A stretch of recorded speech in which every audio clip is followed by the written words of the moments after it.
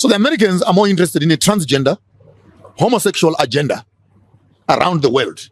They will invest their money and give you money to protect human rights. Russia and China are coming with weapons and militarization strategies so that we can protect ourselves.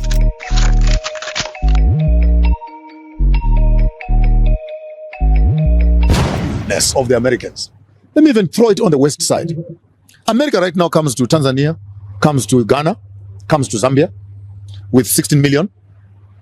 And guess what? 16 million only for Zambia. The 16 million, ask me, what is it for? What is it for? For human rights. Across the river, China and Russia coming to South Africa, ask me for what? For what? For a military training and skills sharing of security. So the Americans are more interested in a transgender, homosexual agenda around the world. They will invest their money and give you money to protect human rights. Russia and China are coming with weapons and militarization strategies so that we can protect ourselves.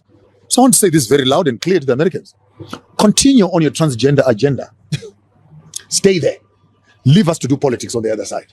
Because what we need right now is not a minority human rights activation. What we need is a societal transformation. And for you as Americans to think that we really envy that when you have an anti-lesbian, anti-gay, LGBT principle, then tourists would drop. Let me correct that once and for all, Sbu. And cut and clip this, and it must be loud and clear. Are you saying to me that all the tourists are gay? And when you hear that this is a non-gay zone, tourism will suffer? Question number one. Question number two. Are you saying that we don't have a right to expressing ourselves as Africans? Question number three. If democracy means majority rules and majority votes against a principle, then why won't you allow that to become law? Are you saying the minority must manage the majority or the majority must manage the minority?